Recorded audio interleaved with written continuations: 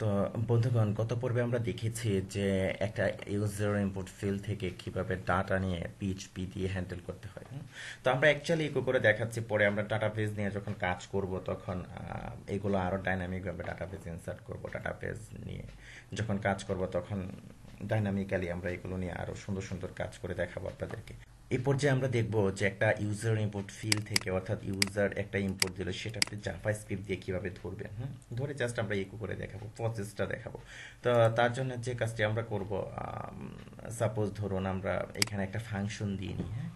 এগুলো দরকার নেই, যখন জাভা স্ক্রিপ্ট দিয়ে করবেন তখন আপনার এই যে মেথড দরকার নেই, এগুলো দরকার নেই। তারপর থাক, এগুলো কোনো সমস্যা নাই, এগুলো সমস্যা করবে না। জাস্ট হ্যাঁ, ফর্মের নেম একটা থাকবে, নেমটা দরকার। আমরা আইডি একটা দিলাম, তো যাই হোক।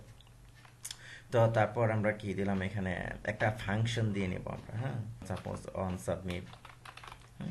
সাবমিট ইকুয়াল টু, অর্থাৎ ফর্মটা যখন সাবমিট করা হবে, আপনি যখন সাবমিটে ক্লিক করবেন, হ্যাঁ, এই যে সাবমিটে যখন ক্লিক করবেন, হ্যাঁ, তখন কি ঘটনাটা ঘটবে, আমরা একটা ফাংশন দিয়ে নিই। সাপোজ ফর্ম ফাংশন আমরা এরকম একটা দিয়ে নিই। হ্যাঁ, ফর্ম ফাংশন জাস্ট একটা দিয়ে নিলাম। হ্যাঁ, আমরা এটা নিয়ে পরে কাজ করব। তো ফর্ম ফাংশন দিলাম, তো পরে কাজ করব এটা নিয়ে বলতে আমরা সাপোজ ধরুন আমরা এটাকে কপি করলাম, ফর্ম ফাংশনটা দিলাম। দেওয়ার পর আমরা এগুলো এখন লাগবে না, যদিও এগুলো আমরা উঠিয়ে দিতে পারি, আমাদের পিএইচপির এখন দরকার নেই। হ্যাঁ, এই যে মেথড এগুলো থাক, সমস্যা করবে না, এগুলো যদিও জাভাস্ক্রিপ্টে এগুলো লাগবে না আমার। তো আপনি কি করবেন এখন? তো এখন আপনি যে কাজটি করবেন, এখন এখানে স্ক্রিপ্ট স্ক্রিপ্ট জাভাস্ক্রিপ্ট যেভাবে লেখা হয়, স্ক্রিপ্ট।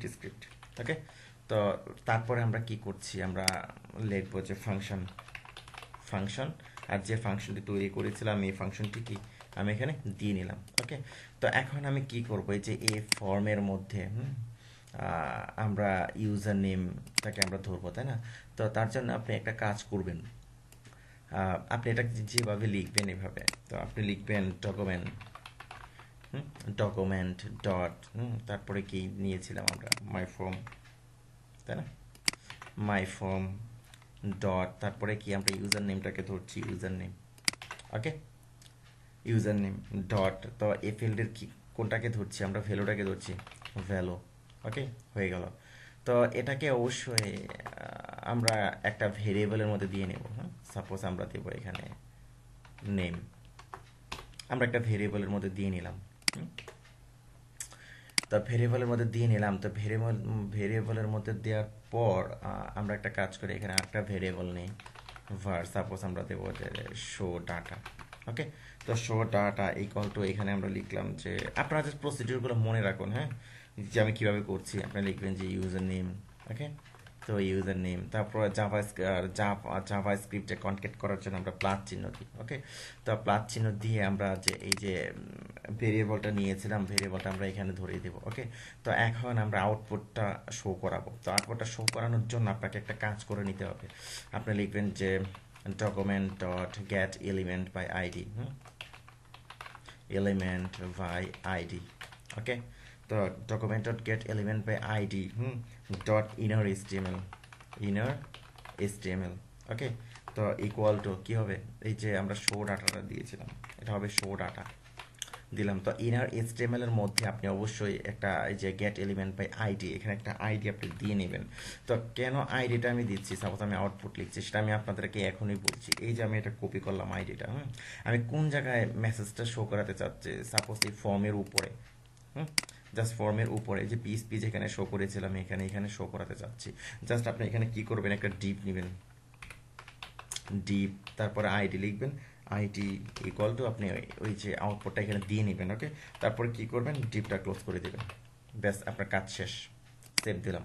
তো সেভ দেওয়ার পর আমরা যদি এখন এই যে আমরা ফাংশনটি যেটা নিয়েছি, আমাদের ফাংশনের মধ্যে সব কিছু কাজ শেষ। তো ফাংশনটা আমরা কি অন সাবমিট আমরা দিয়েছি এখানে, তাই না? তো যখন আমরা অন সাবমিটে ক্লিক করব তখন এটা কি কাজ করবে।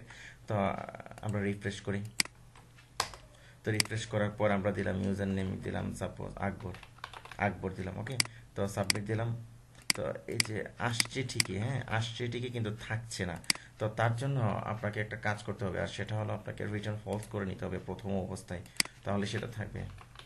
রিটার্ন ফলস করে নিলাম আমরা, ওকে। রিটার্ন ফলস করে নিলাম, তারপর এটাকে রিফ্রেশ দিলাম। তো ইউজার নেম দিলাম সাপোজ মামুন, মামুন দিলাম, তারপরে কি আমি সাবমিট দিলাম, এই যে এখন চলে আসছে ইউজার নেম মামুন। তো এটা আমরা করেছি কিভাবে, এটা কিন্তু করেছি আমরা কি জাভা স্ক্রিপ্ট দিয়ে করেছি। আবার বিষয়টা মেকানিজমটা আপনাদেরকে আমি বুঝিয়ে বলছি। তো একটা ফিল্ড থেকে আমরা ডাটাটা জাভা স্ক্রিপ্ট দিয়ে কীভাবে ধরবো, আমরা লিখবো যে ডকুমেন্ট ডট, এই যে ফর্মের আপনার একটা নেম দিয়েছি তাই না। হুম। তো ফর্মের নেমটা আমরা এখানে দিলাম নেম, তারপরে এই যে ইউজার নেমটা দিয়েছি, এখানে আরেকটা নেম দিয়েছি তাই না। আমার ফিল্ডের নেমটা হবে, প্রথমে কি হবে ফর্মের নেমটা হবে, তারপর ফিল্ডের নেমটা হবে। তো ফিল্ড থেকে আমরা কি নিচ্ছি, ভ্যালু নিচ্ছি, ডট ভ্যালু গেল, ওকে। তো তারপরে একটা ভেরিয়েবল নিলাম, ভেরিয়েবলের মধ্যে আমরা জাস্ট কি করলাম, এই যে নেমটা নিলাম আমরা এখানে দিয়ে নিলাম এটাকে, ওকে। এর সাথে কনকেট করে দিয়ে দিলাম কি ইউজার নেম, যেটা আমরা শো করাবো। এখন আপনি শো করাবেন, তো আমরা আউটপুটটা এক জায়গায় শো করাবেন, তার জন্য আপনি কি করবেন, এই যে শো ডাটাটা আপনাকে দিয়ে নিতে হবে একটা আইডিতে। এই যে একটা আইডিটা আমি দিয়ে নিব, তো এটা দেওয়ার সিস্টেম হলো document dot get element by ID. তো এখানে আইডিটা আমি দিয়ে নিলাম, okay. Dot inner HTML equal to এই যে শো ডাটাটা আমি দিয়ে নিলাম, ওকে। তো এই যে আইডিতে আমি দিলাম কেন, এই আইডিটা আমি যেখানে ইচ্ছা সেখানে শো করাতে পারবো। সাপোজ আমি ফর্মের নিচে ওটাকে শো করাতে পারবো, আমি এটাকে সেভ দিলাম, সেভ দিয়ে আমি এখানে দিলাম, ওকে।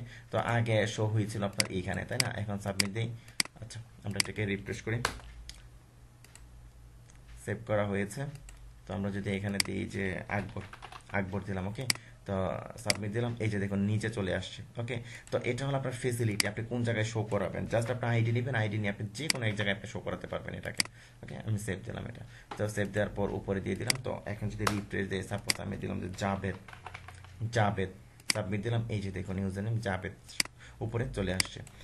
তো ওকে ফাইন, তো আমরা পরবর্তী পর্বে রেডিও বাটন নিয়ে কাজ করবো। আমরা দেখবো যে পিএইচপি দিয়ে কীভাবে রেডিও বাটন হ্যান্ডেল করবেন। ওকে ফাইন, ধন্যবাদ।